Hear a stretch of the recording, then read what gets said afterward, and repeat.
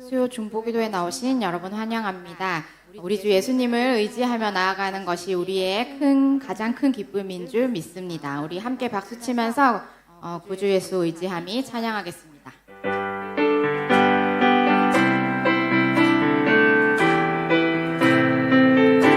구주 예수 의지함이 구주 예수 의지함이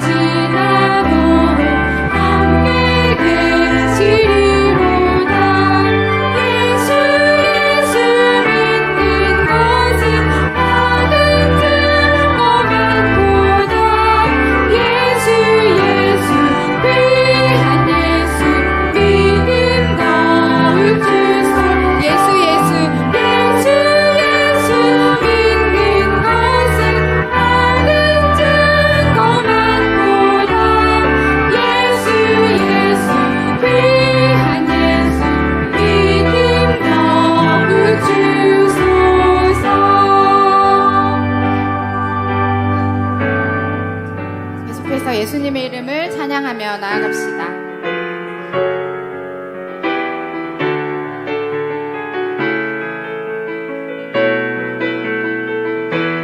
슬픈 마음 있는 자,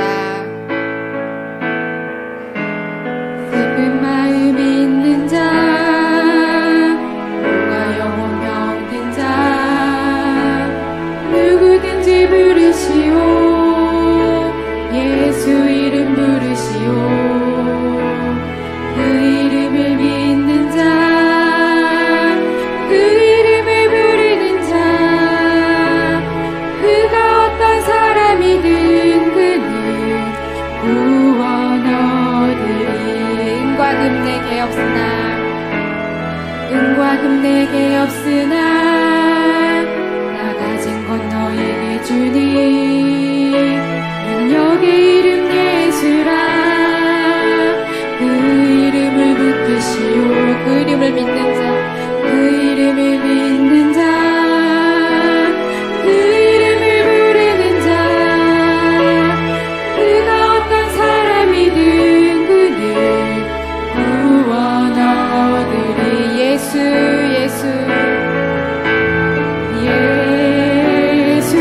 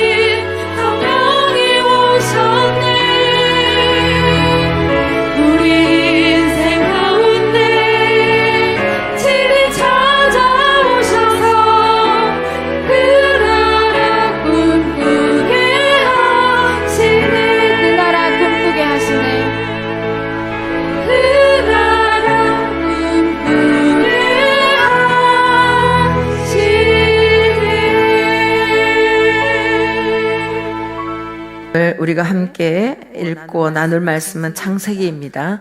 창세기 3장 7절부터 21절까지의 말씀입니다. 창세기 3장 7절부터 21절까지의 말씀입니다. 다 찾으신 줄 알고 한 목소리로 같이 읽도록 하겠습니다. 이에 그들의 눈이 밝아져 자기들이 벗은 줄을 알고 무화과 나무 잎을 엮어 치마로 삼았더라. 그들이 그날 바람이 불 때 동산에 거니시는 여호와 하나님의 소리를 듣고 아담과 그의 아내가 여호와 하나님의 낯을 피하여 동산 나무 사이에 숨은지라. 여호와 하나님이 아담을 부르시며 그에게 이르시되 내가 어디 있느냐. 이르되 내가 동산에서 하나님의 소리를 듣고 내가 벗었으므로 두려워하여 숨었나이다. 이르시되 누가 너의 벗었음을 내게 알렸느냐. 내가 내게 먹지 말라 명한 그 나무 열매를 내가 먹었느냐. 아담이 이르되 하나님이 주셔서 나와 함께 하신 여자 그가 그 나무 열매를 내게 주므로 내가 먹었나이다. 여호와 하나님이 여자에게 이르시되 내가 어찌하여 이렇게 하였느냐. 여자가 이르되 뱀이 나를 꿰므로 내가 먹었나이다. 여호와 하나님이 뱀에게 이르시되 내가 이렇게 하였으니 내가 모든 가축과 들의 모든 짐승보다 더욱 저주를 받아 배로 다니고 살아있는 동안 흙을 먹을지니라. 내가 너로 여자와 원수가 되게 하고 내 후손도 여자의 후손과 원수가 되게 하리니 여자의 후손은 내 머리를 상하게 할 것이요 너는 그의 발꿈치를 상하게 할 것이니라 하시고 또 여자에게 이르시되 내가 네게 임신하는 고통을 크게 더하리니 내가 수고하고 자식을 낳을 것이며 너는 남편을 원하고 남편은 너를 다스릴 것이니라 하시고 아담에게 이르시되 내가 내 아내의 말을 듣고 내가 네게 먹지 말라 한 나무의 열매를 먹었은즉 땅은 너로 말미암아 저주를 받고 너는 내 평생에 수고하여야 그 소산을 먹으리라. 땅이 내게 가시 덤불과 은건퀴를 낼 것이라. 내가 먹을 것은 밭의 채소인즉 내가 흙으로 돌아갈 때까지 얼굴에 땀을 흘려야 먹을 것을 먹으리니 내가 그것에서 취함을 입었습니다. 너는 흙이니 흙으로 돌아갈 것이니라 하시니라. 아담이 그의 아내 이름을 하와라 불렀으니 그는 모든 산자의 어머니가 됨이더라. 여호와 하나님이 아담과 그의 아내를 위하여 가죽옷을 지어 입히시니라. 아멘. 오늘 제목은 옷을 잘 입어야 행복합니다 라는 제목으로 말씀을 전하고자 합니다. 제목을 보고 여러분들이 옷을 좀 더 잘 입고 오신 것 같아요. 그래서 저도 옷을 잘 입어야 되겠다 생각을 했습니다. 옷을 잘 입어야 행복합니다. 하나님의 은혜와 하나님의 사랑이 여러분의 심령 깊숙이에 또 오늘 말씀을 통해서 깨달아지고 느껴지기를 그렇게 바랍니다. 하나님은 우리를 만드신 분이라 최악의 순간에도 우리를 버리지 않고 또 살리셨습니다. 살리시고 또 최악의 상태, 타락해서 어떻게 보면 하나님의 형성을 잃어버리고 영이 죽어버렸는데도 하나님께서는 새롭게 행하실 계획을 가지고 계셨습니다. 그래서 창세기가 시작되자마자 하나님께서 누린 기쁨이 얼마의 기간인지 알지는 못하지만은 성경 말씀을 통해서 보면 그 기쁨도 잠시 우리 하나님에게서 우리가 읽을 수 있는 마음은 슬픔입니다. 그러나 그 가운데서 주시는 메시지를 우리가 붙들면 좋겠는데요. 오늘 말씀의 결론 부분일 수도 있지만 우리가 꼭 붙들고 말씀을 들으면 좋겠습니다. 이 자리는 내 인생의 마지막 자리야 라고 생각하는 그 자리가 다시 시작할 수 있는 자리라는 것을 믿으시기 바랍니다. 집에서 혹시 한바탕 하고 나오신 분 있을지 모르겠는데요. 좀 끝장을 내고 싶은 그런 자리에서 끝장 내지 말고 하나님의 메시지를 붙들면 일어설 수가 있습니다. 우리 하나님께서는 싹 쓸어버리고 다시 창조할 수 있는 능력이 있음에도 불구하고 우리 하나님께서는 그렇게 하지 않고 구원자 메시아를 약속하시고 친히 구원의 역사를 이어가시고 계시기 때문입니다. 인간의 타락이 시작되었던 그 에덴 동산의 정황 속으로 오늘 살짝 우리가 다시 들어가는 거예요. 말씀을 읽으면서 에덴 동산 속에 그 정황이 어떠했고 하나님이 그곳에 계셨고 아담도 있었고 하와도 있었고 뱀도 등장을 하고 하는 그들 가운데 주고받는 대화의 내용을 우리가 들으면서 하나님의 인류 역사를 우리가 한눈에 볼 수가 있습니다. 이 짧은 창세기 3장 안에서 인류의 타락과 하나님의 계획이라는 것과 남녀의 질서라는 것과 또 우리가 마땅히 놓치지 말아야 하는 두 가지 그것은 또 말씀 가운데서 전하고자 합니다. 오늘 전하고자 하는 이 말씀은 일단 제목처럼 우리가 옷을 잘 입으면 행복을 계속 유지를 할 수가 있다라는 말씀이에요. 그래서 행복 강의를 할까 이렇게 하다가 시간이 좀 많이 길지 않기 때문에 또 옷으로 좀 바꿨는데요. 어쨌든 옷을 잘 입으면 여러분이 행복해질 수 있다는 것을 확신을 가지고 말씀을 전하는 것입니다. 첫 번째 대지는 타락한 인간의 본성이 추구하며 입으려고 하는 옷이 있는 거예요. 타락한 인생이 결국 자기가 찾아낸 옷이라는 게 있어요. 그게 무엇이냐면 무화과 나무 잎으로 만든 옷이에요. 그래서 그 옷을 입은 사람들이 주고받는 얘기를 보면요. 그 짧은 그 순간의 대화들 가운데 온갖 변명과 정죄가 난무하는 것을 볼 수가 있습니다. 이 세상 같죠? 그죠? 두 번째 대지는 어떤 말씀이냐면은 하나님이 우리에게 입혀주시는 옷이 있는 거예요. 그러니까 우리 하나님께서 오늘 우리가 읽었던 말씀에서 보면은 가죽옷을 입혀주셨어요. 그러니까 우리 주 예수 그리스도로 말미암아 그 대속으로 말미암아 입혀진 의의 옷이라는 것이 있는데 이 옷을 입으라고 그렇게 주님 말씀하시는 거예요. 그리고 우리는 이 흔들리는 세대 가운데 살아가고 너무 바쁘게 빨리 또 왕래하면서 살아가다 보니까 사람들이 잘 쉬지를 못해요. 자기 혼자 집에 있으면 혼자 쉴 수 있을 것 같은데 이제는 안방까지 들어온 SNS 여러 가지 어떤 대중매체들 때문에 사람이 쉬지를 못하는 거예요. 그 가운데서 주님께서 우리에게 쉼의 옷을 입어라, 수면의 옷을 입어라, 안식의 옷을 입어라. 그 크기만큼이나 커요. 그러니까 잎이 다 너무 조그만한 잎도 있고 한데 이 무화과 나무 잎은 비교적 잎이 크다는 거예요. 잎이 크니까 나의 벌거벗음을 가릴 수 있는 옷이라는 거예요. 그 옷을 이제 그들이 입었다는 거예요. 타락한 인간이 실컷 추구해서 끄집어낸 옷이 뭐냐면은 그 무화과 나무 잎이었다라는 것입니다. 그럼 옷 하면 여러분들은 패션을 생각하잖아요. 요즘 을 추구하는데 상대적으로 가격은 저렴하지만 빠른 회전이 일어나니까 또 입고 갖다 버리고 또 입고 또 사고 그런 거 있겠죠. 그런데 한 벌을 사도 좀 유행도 챙기고 소재도 챙기고 제품의 품질도 챙긴다 이래서 명품이라는 옷이 있어요. 그런 경우는 또 단점이 무엇이냐면 가격이 엄청나게 비싸다.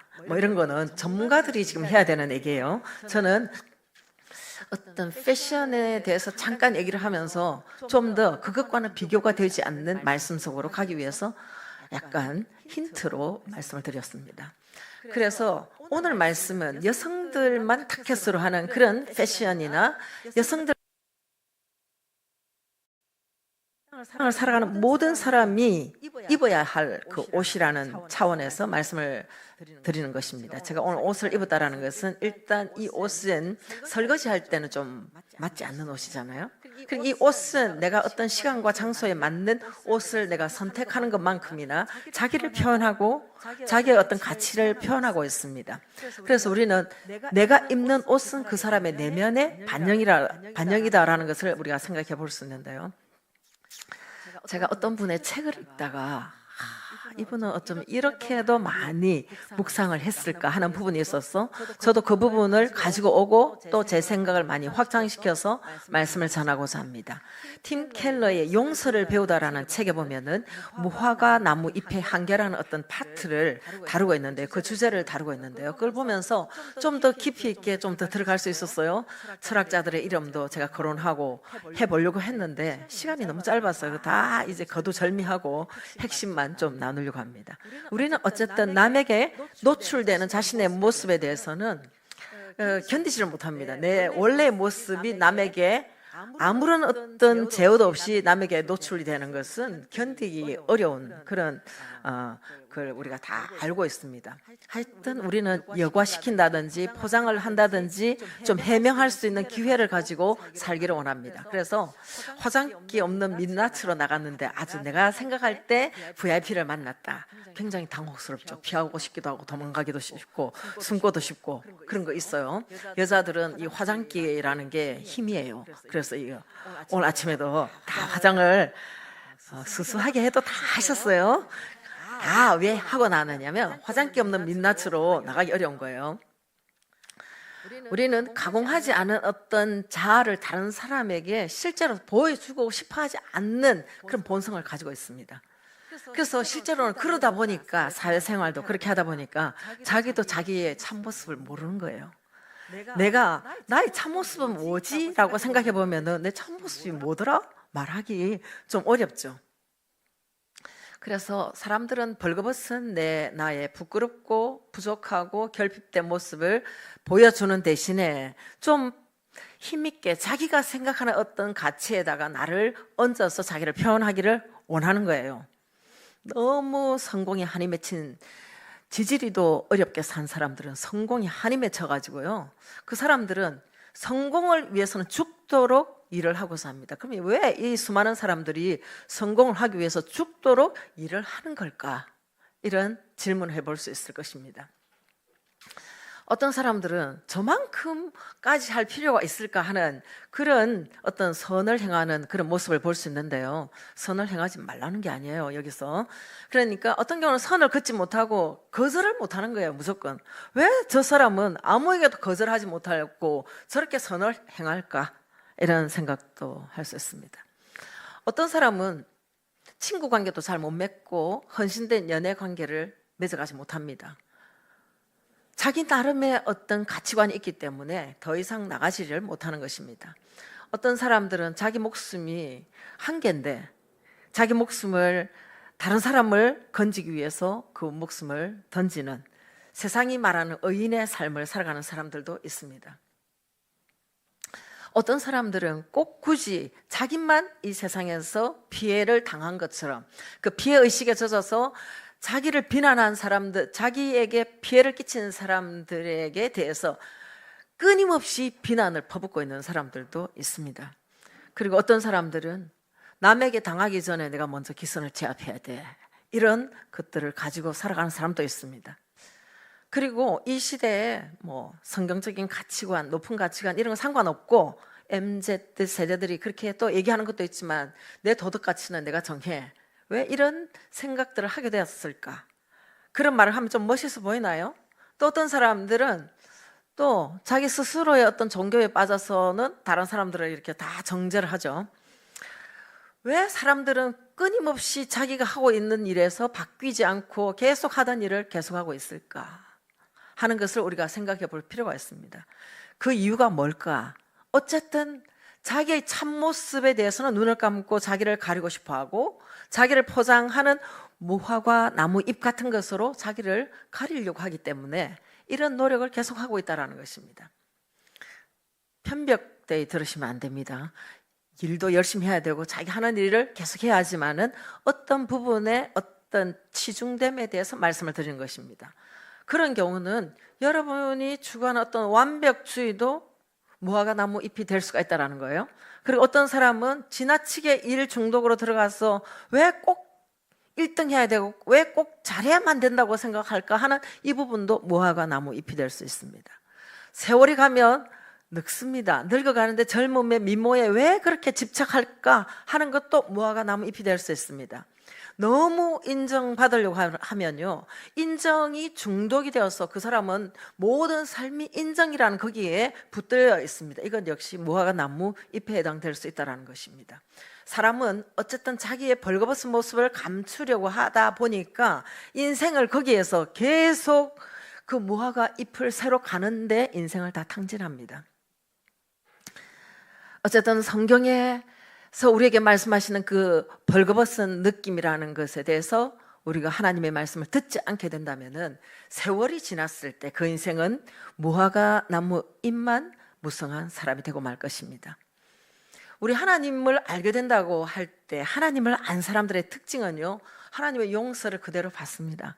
그리고 하나님께서 주신 자유를 받고 하나님이 우리에게 행복을 보장하고 있는데 그 행복을 누리라는 것을 우리가 듣게 됩니다.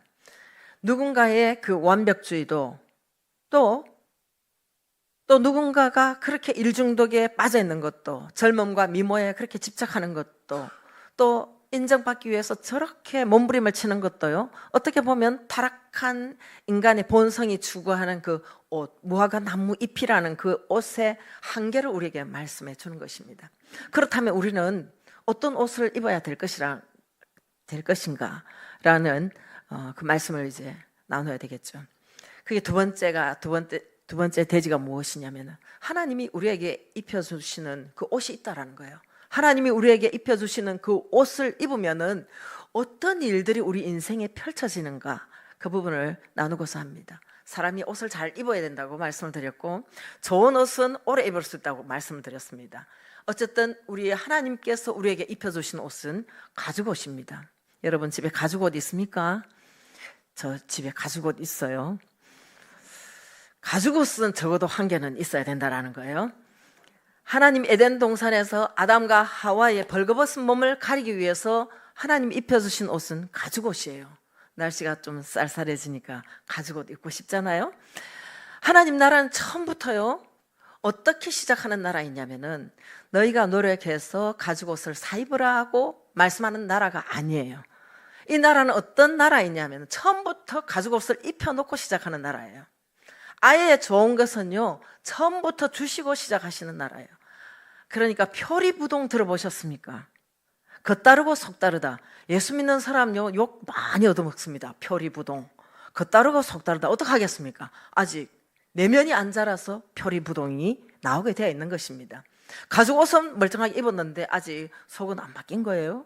예수님, 우리 앞으로 예수님께서 오셔서 입혀줄 그 가죽옷에 대한 예언이기도 한데요, 아무것도 하지 않았을 때 아담과 하와는 변명과 정죄가 난무하던 그 시간대에 우리 하나님께서 아담과 하와에게 가죽옷을 입혀주셨습니다. 그러니까 하나님의 원래 의도는 모든 사람이 다 구원을 얻는 것이 하나님의 뜻입니다. 그러나 예수님께서 오셨을 때 세상 사람들이 예수님을 영접하지 않았기 때문에 그를 믿는 사람이 다 구원을 얻고 믿는 사람이 다 하나님의 의의 옷을 입게 되는 것입니다. 가죽옷은 그냥 나오지 않아요. 에덴 동산에는 가죽옷이 주르릉주릉 걸려 있었으니까 그 중에 한두 벌 던져주셨으리라, 이렇게 생각하십니까? 가죽옷은 피 흘리지 않고는 가죽이 나올 수가 없습니다.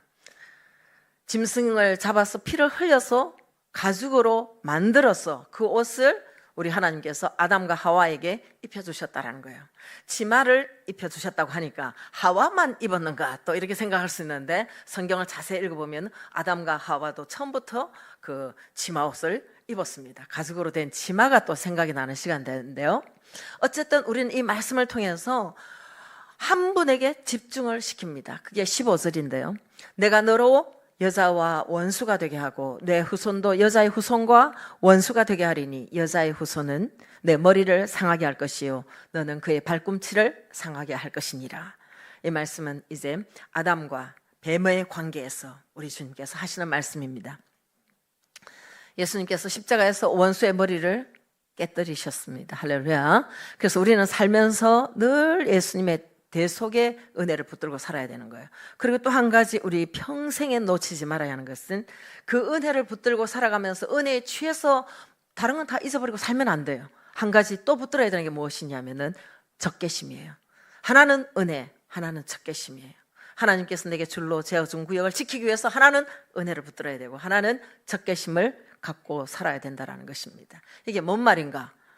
이렇게 생각하지만은 거기에 벌써 이미 원수가 있었기 때문에 아담과 하와가 범죄를 했던 것을 알 수 있습니다. 그렇기 때문에 십자가에서 예수님께서 원수의 머리를 깨뜨리실 뿐만 아니라 사람의 후손과 또 뱀의 후손 사이에 적개심을 두어서 친구가 되지 못하도록 그렇게 주님께서 방비를 해두셨습니다. 그래서 우리는 지금 어떻게 살아야 되느냐? 한 손에는 성경, 한 손에는 성령의 검. 똑같죠? 어떻게 보면은 말씀이나 성령의 검이 똑같죠? 하나는 은혜를 붙들고 하나는 적개심을 붙들고 이렇게 살아가야 되는 거예요. 예수 믿는 사람, 저 사람 참 좋은 사람이야. 물에 물 탄 듯 술에서 술 탄 듯 그 사람이 좋은 사람이 아니에요. 은혜는 은혜로 알고 원수 마귀에 대해서는 싸울 줄 아는 사람이 진짜 이제 성장해가는 그리스도인이 될 수 있다는 것입니다. 가죽옷을 입은 사람, 무화과 나무 잎이 아니라 가죽옷을 입은 사람은 두 가지만 기억하면 돼요. 하나는 예수 그리스도가 날 위해서 십자가를 지셨다라는 그 대속의 은혜를 기억을 해야 되고, 하나는 원수의 세력에 대해서 내가 놓치지 말아야 되는 그 적개심을 갖고 살아야 되는 거예요. 우리의 자녀에 대해서 동네 아저씨가 손을 댔다 들 수가 있습니까? 안 되잖아요. 우리의 기업에 도둑놈이 와서 손을 댔다 들 수가 없는 거잖아요. 적개심은 우리가 항상 가져야 되는 것입니다. 그 원수에게 우리가 주의를 잘 하지 못하는 취약한 부분이 무엇이냐면 원수가 보이지 않는 거예요. 사람이 원수가 아니에요. 사람이 원수가 아니에요. 여러분들 오늘 속을 상하게 한 그 사람이 원수가 아니에요. 원수는 배후에 있고 사람이 아닌 거예요. 항상 그럴싸하게 접근해 오기 때문에 파악하기 어렵습니다. 사람을 대적하면요, 그 사람은 다 넘어지는 거예요. 어떤 문제가 있고 가정에 문제가 있으면 사람끼리 치고받고 하다 보니까 문제가 생기는 거예요. 원수 마귀를 대적해야 될 줄 믿습니다.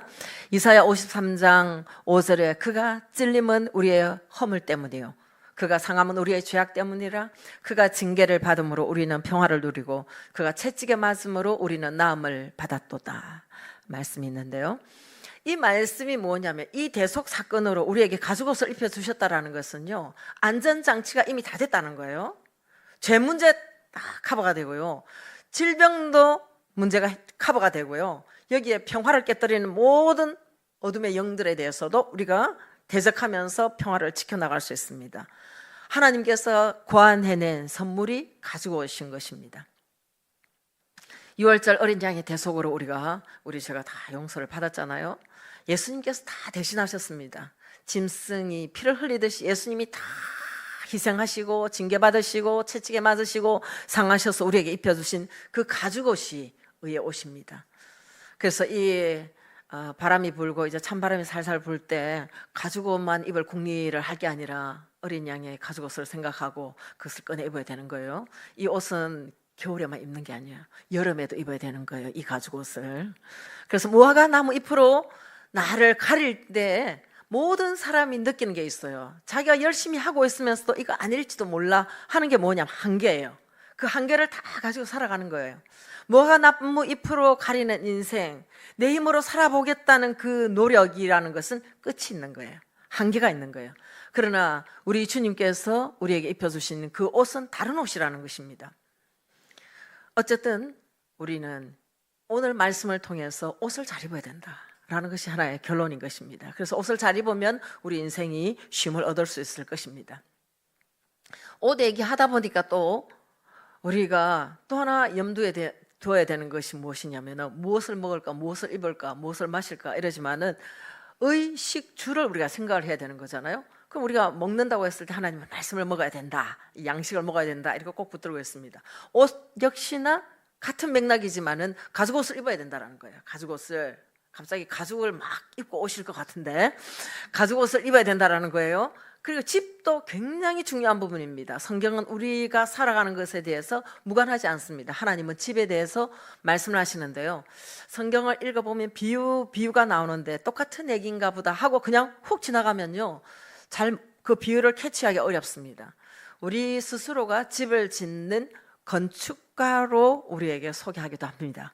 그래서 너희가 집을 어떻게 지어야 되겠느냐고 우리에게 도전을 하시면서 어떤 기초 위에 지을 것인가에 대해서도 말씀하시고, 또 집에 그 뼈대나 또 그 구조를 어떤 재료로 쓸 것인가에 대해서도 역시나 말씀은 도전하고 있습니다.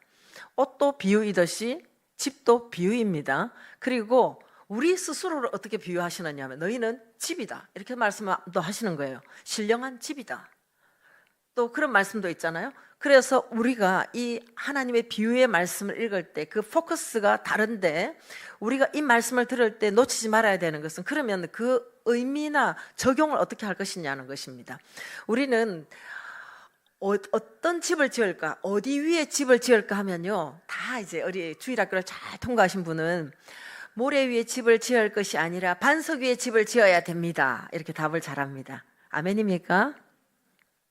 그 답은 잘하는데 인생을 실제로 잘 살아가지 못한다면 모래 위에 지은 집이나 반석 위에 지은 집이나 그 모든 것들은 지식일 뿐인 것입니다. 모든 성경의 말씀은 실제가 되지 않은 것은 이론입니다. 그렇다면 모래는 그럼 뭘 비유를 할 것이냐는 거예요. 우리가 모래 위에 집을 짓는 사람이 어디 있겠어요? 가만히 있으면 금방 쓰러질 것, 그 위에다가 집을 짓는 사람이 어디 있겠어요? 홍콩은 반석 위에 집을 짓는다고 해요.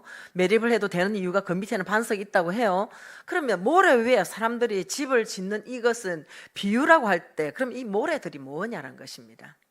맥스 루케도라고 아주 이 시대에 정말 심금을 울리는 그런 작가가 있는데, 흔들리는 약속, 흔들리는 소망이라는 책에서 그 사람은 이 집을 짓는 것과 관계해서 우리에게 이런 상상력을 불러일으키고 있습니다. 여러분이 건축 자재상에 가서 내가 내 돈 주고 이제 처음으로 집을 짓는다고 생각을 하면 집을 어떻게 지어야 되겠습니까? 어떤 기초 위에 지을지, 어떤 자재를 쓸지, 문은 어떤 문으로 이제 달지, 또 조명은 어떤 것으로 이제 또 바꿀지 생각을 너무 많이 할 것 같아요. 저도요, 그 생각을 한번 해본 적이 있습니다. 돈이 없어서 중간에 포기했습니다.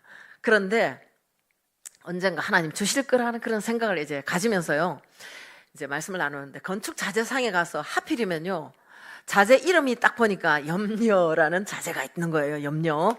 또 그리고 또 어떤 이제 창틀을 이렇게 샤시 같은 거 살려고 보니까 근심이라고 딱 있는데, 하필이면 그거. 또 기둥 하는데 기둥, 두려움이라는 기둥을 또 이렇게 사서 집을 짓는다고 한번 상상을 해보시기 바랍니다. 썩어 빠진 이 자재들을 가지고 집을 지었다고 할 때 이 집이 어떻게 될지는 두고 보면 그냥 그대로 될 거잖아요. 그런데 외관이라는 거 외관을 금도구로만 했다가, 금도금으로 만약에 했다면 얼마나 삐까뻔쩍하겠습니까? 그러니까 다른 사람도 모르고 본인도 거기에서 안위를 누릴 수도 있을 것입니다. 그러나 집도 마찬가지인 거예요. 환란 풍파가 한번 불어 닥치면은 이 집을 잘 지은 것인지 못 지은 것인지 한순간에 금방 알게 되는 때가 온다라는 거예요.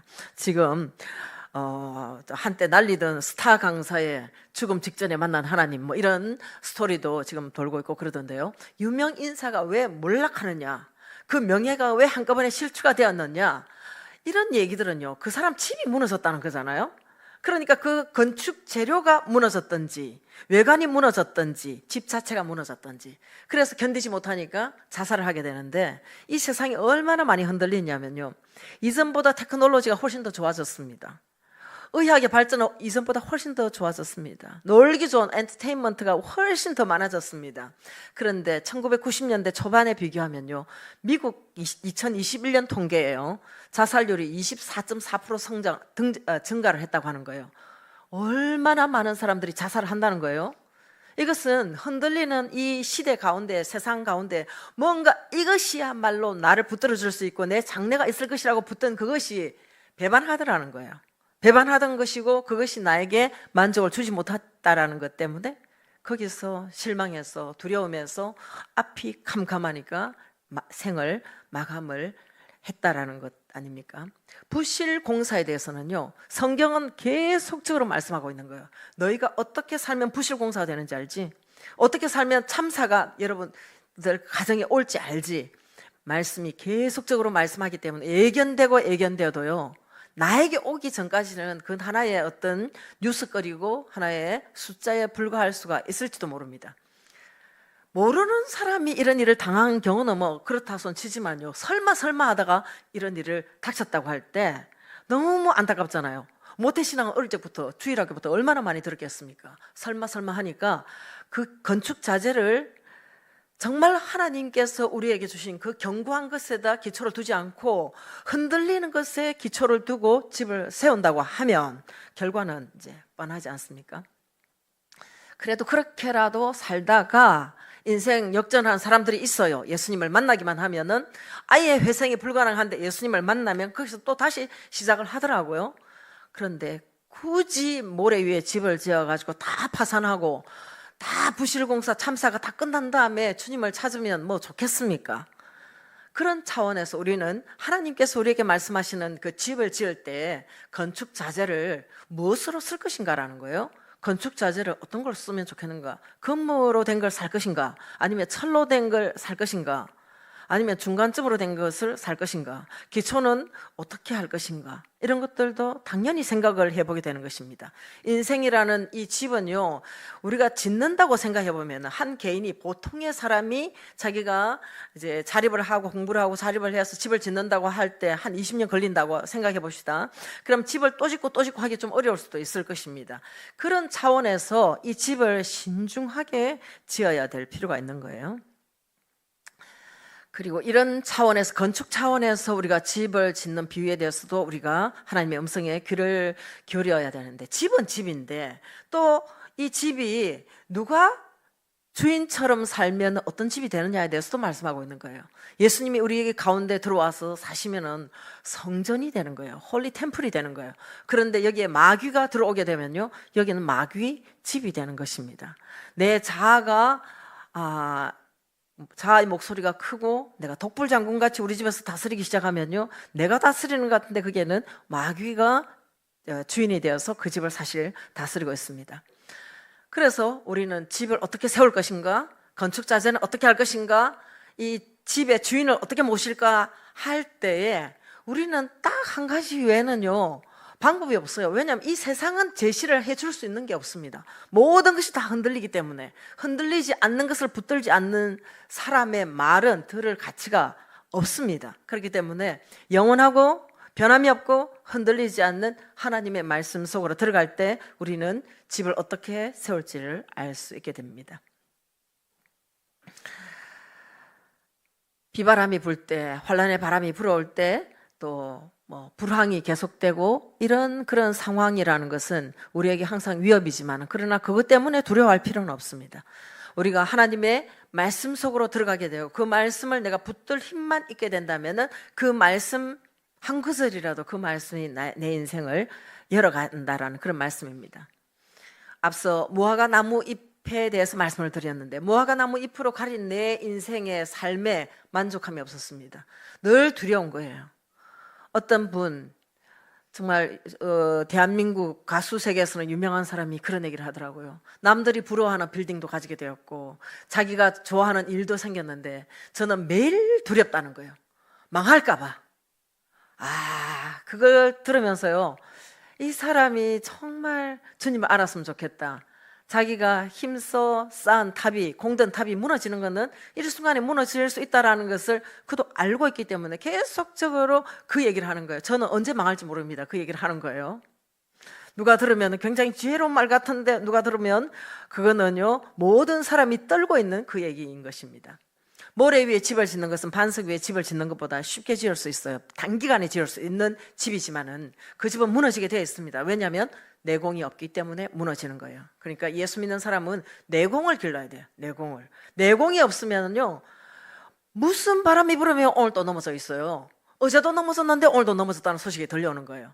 진정한 감사가 내공이 될 수 있습니다. 내면의 평강이라는 게 내공이 될 수가 있습니다. 내가 잃어버리지 않겠다는 결심을 가지고 붙들 수 있는 이 기쁨이라는 것도요 내공이 될 수 있는데, 가죽옷을 입은 사람에게만 이런 것들이 허락이 됩니다. 어떤 경우는요 세상 사람들이 너무 착해요, 너무 성실해요. 그런데 이 사람이 그렇게 노력하는데도 불구하고 그 사람 속에 감사나 평강이나 기쁨이 그 사람에게 없다는 게 조금도 이상하지 않습니다. 흔들리지 않는 약속 위에 집을 지은 사람들은 이 우리 하나님께서 주시는 어떤 기쁨, 평강 이런 것들을 누릴 수가 있습니다. 신앙생활은 한번 따라합시다. 실제입니다. 신앙생활이라는 이론이 아니에요. 단지 예화, 비유, 성경 내용을 알고 있는 것으로 그치는 게 아니에요. 정말 우리가 예수 그리스도를 만났다면 예수 그리스도로 말미암아 입혀진 이 가죽옷으로 말미암아 이 생명이 내 안에서 역사를 해야 된다는 거예요.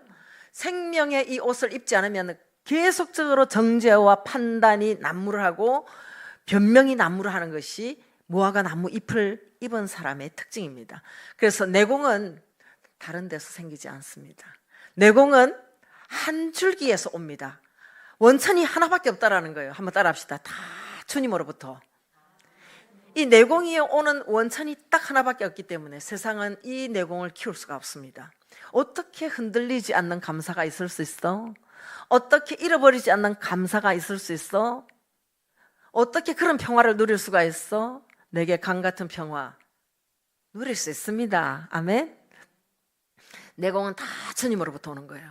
예수 그리스도의 대속으로 말미암아 우리에게 약속된 인생을 열어가는 이 모든 약속이 이미 가죽옷을 입은 사람에게 다 보장이 되어 있습니다. 우리가 시작할 때 다 부족하게 시작을 했습니다. 옷은 그리스도인이라는 거 너무 어마어마한 걸 걸쳤지만 속을 들여다보면요 실망할 거 많죠. 그러다 보면요 저 사람 아직 예수 안 믿는 것 같아 막 이런 얘기 들려오는데요, 그렇게 생각할 필요 없어요. 우리도 다 그런 과정을 지나왔고요. 표리부동이요, 처음은 다 표리부동인데 예수님을 얼마나 많이 닮아가기 위해서 노력한 사람들, 자기를 낮추고 십자가 붙들고 자기 생각 내려놓고 주님 생각 붙든 사람들은요 예수님하고 많이 닮아가지고 표리부동이 아니라 겉과 속이 비슷할 때가 오는데, 그때가 언제냐면 죽을 때 아니면은 천국에 들어갔을 때, 그때 우리 만나면요 너무너무 좋을 것 같아요. 지금도 좋지만 그때 만나면 왜 좋으냐면은 우리의 부족과 연약 이 모든 것들은 다 감추어지기 때문에 그때가 좋은 것입니다. 그래서 인생을 누리고 또 행복해지기 위해서요 우리가 좀 더 쉴 수 있으면 좋습니다. 제가 어떤 선교단체에 들어갔을 때 그때 제 마음속에는요 근심과 걱정, 염려가 많았습니다. 인생의 설계도가 막 분명하게 있었습니다. 그래서 누구에게 지지 못하고 매일 최선을 다하는 그런 삶을 살고 있었을 때입니다. 그런데 저를 보는 그 선교단체의 그 어떤 책임자가 저를 만날 때마다 영어로 just relax 이렇게 얘기를 하는 거예요.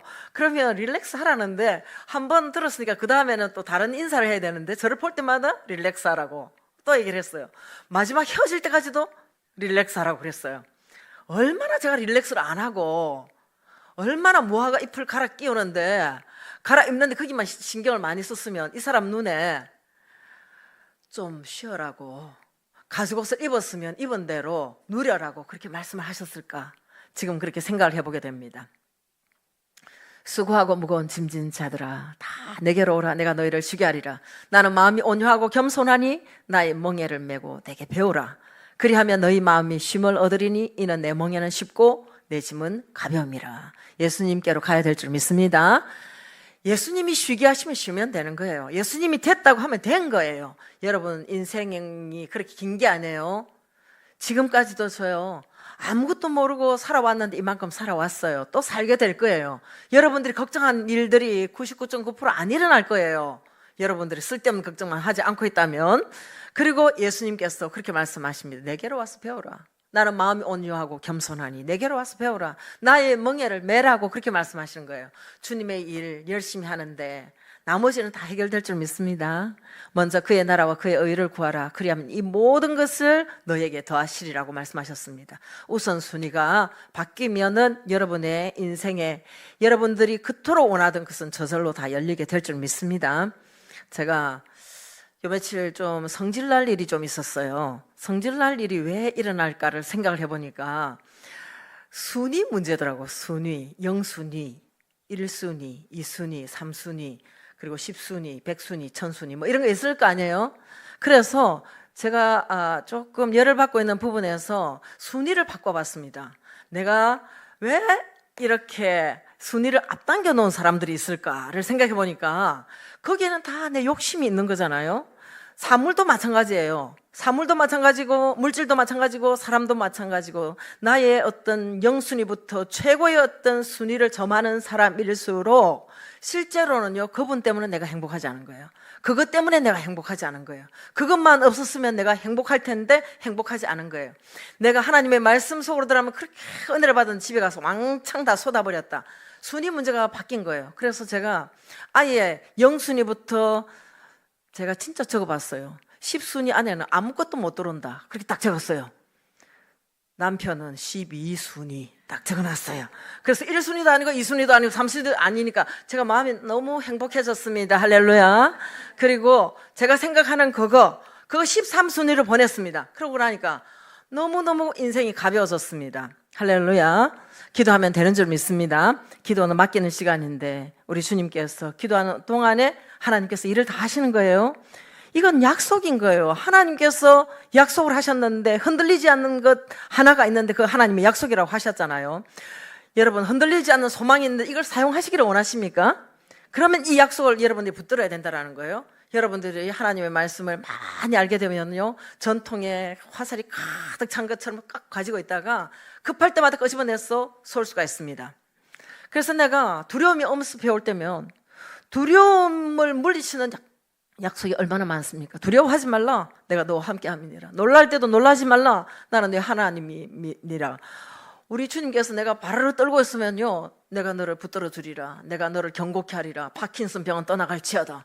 이렇게 기도할 수 있을 것입니다. 내 인생은 왜 이렇게 노력하는 데 비해서 꼬일까 할 때 모든 것이 합력하여 선을 이루느니라. 이 말씀을 붙들 수 있습니다. 환란이 밀려올 때 세상에서는 너희가 환란을 당하나 담대하라. 내가 세상을 이겼노라. 이 말씀 붙들면요, 이길 수 있습니다. 내게 필요가 있는 거 주님 다 알고 계세요. 내가 지금 고민하고 있는 거 다 알고 계시는데 기도하라고 말씀하시는 거예요. 구하라 그러면 주실 것이라고 하는데 구하지 않고 염려하면요, 염려의 결과로 썩어 빠진 것이 내 인생에 떨어질 수 있습니다. 구하라 할 때 구하시기 바랍니다. 하나님의 약속만큼 우리의 지친 영혼을 이렇게 세우는 것은 없습니다. 우리에게 필요한 것은요, 어떤 옵션이 아니에요. 어떤 직감이 아니에요. 이 시대에 살아가는 사람들이 너무 많은 옵션 중에 어느 걸 택할 것인가, 내게 오는 어떤 감이 있어. 그 감을 택하는 게 아니에요. 명확하게 우리에게 약속하신 하나님의 말씀, 하나님의 능력, 하나님의 사랑을 붙들 때 하나님께서 우리에게 어떤 말씀을 하시느냐면요, 이런 사람은 한번 따라합시다. 신성한 성품에 참여하는 자. 그전 성경에 보면 신의 성품에 참여하는 자, 그렇게 말씀하셨거든요. 하나님의 약속의 말씀은 지극히 크고 그 말씀은 지극히 보배롭다고 하는 자에게 어떤 호칭을 붙이셨냐면 신성한 성품에 참여하는 자라고 그렇게 말씀하셨어요. 그래서 우리가 살면서 너무 여러 가지로 힘든 그런 일이 있어도 우리가 하나님의 약속을 붙들고 흔들리는 세상 가운데서 흔들리지 않는 곳에 소망을 두게 되면은 우리의 영혼이 견고한 닭과 같이 우리 하나님께서 우리의 마음에 소원하는 곳으로 인도해 주실 줄 믿습니다. 오늘도 기도하면서 하나님의 약속의 사람이 되고 하나님의 대속의 은혜를 붙들고 사탄 마귀를 대적하는 자리에 나아가는 저와 여러분들 되도록 하겠습니다. 한번 기도하고 중보기도 진행을 위한 기도를 하겠습니다. 아버지 하나님 감사합니다. 오늘도 말씀을 통하여서 우리가 당연하게 생각하고 있었던 부분들, 하나님께서 은혜로 입혀주셨던 부분들은 당연한 것이라고 생각하고 살아가는 방식은 세상 사람들이 살아가는 방식으로 살았던 우리의 모든 허물과 죄악을 주 예수 그리스도의 보혈피로 정결케 하여 주시옵소서. 아버지 하나님의 바라볼 것을 바라보아야 되는데 흔들린 것을 바라보다 보니까 매일 마음이 사시나무 떨듯 흔들릴 때가 있었던 것을 고백합니다. 흔들리지 않는 약속의 말씀을 붙들고 이겨내는 저희들 다 되게 하여 주시옵소서. 이 시간 성령으로 충만케 하여 주시옵소서. 성령으로 기름 부어 주시옵소서. 기름 부으심이 있은즉 멍에는 풀어지리라고 말씀하신 대로 다 풀어지고 주의 멍에로 자유케 되고 주의 일에 전념할 수 있도록 주님 은혜 베풀어 주시옵소서. 말씀으로 인도받고 기도로 새 먹고 우리 하나님의 응답을 받는 주인공들 다 되도록 주여 역사하여 주시옵소서. 우리에게 주신 기업은 우리가 지켜야 된다고 말씀하셨는데 기도하면서 아버지 하나님 우리에게 줄로 재어준 모든 기업들의 주 예수 그리스도의 보혈피로 덮으시고 보호막으로 덮어 주시옵소서. 이 시간 예수 이름으로 명하노니 우리의 기도를 방해하는 더러운 사탄 마귀야 결발당하고 떠나갈지어다. 떠나갈지어다. 우리의 모든 기업에 손대는 더러운 도둑 또 어둠의 영들아 예수 이름으로 명하노니 결발당하고 떠나갈지어다. 떠나갈지어다. 주님께서 기도 인도자들 한 사람 한 사람 능력의 장중에 붙잡아 주시고 담대함으로 기도를 인도해 나가도록 주여 역사해 주시고, 우리 하나님께서 이 기도에 반드시 들으신다는 것을 믿고 나아갑니다. 주님 친히 역사하여 주시옵소서. 다 같이 주여 한번 외치고 기도하겠습니다. 주여, 주여. 아버지 하나님 감사합니다. 아버지 하나님 감사합니다. 우리가 신의 성품에 참여한 자가 되었습니다. 신의 성품에 참여한 자가 되었습니다. 하나님의 약속을 약속으로 지극히 큰 줄 알고 지극히 보배로운 줄 알고 하나님의 말씀을 붙듭니다. 하나님의 말씀을 붙들 때 오는 그 힘의 원천, 힘의 능력을 경험합니다. 아버지 하나님, 우리로 담대하게 하시고 우리로 두려워하지 않게 하시고 염려하지 않게 하시고 하나님의 약속의 말씀으로 집을 견고하게 세워나가도록 주여 역사하여 주시옵소서. 아버지 하나님이여, 하나님의 나라는 먹고 마시는 데 있는 것이 아니라 의와 평강과 희락이라고 말씀하신 주여, 우리가 예수 안에서 아버지 하나님의 의와 평강과 희락을 누리도록 주여 도와주시옵소서. 주여 역사하여 주시옵소서. 할렐루야, 할렐루야, 할렐루야, 할렐루야.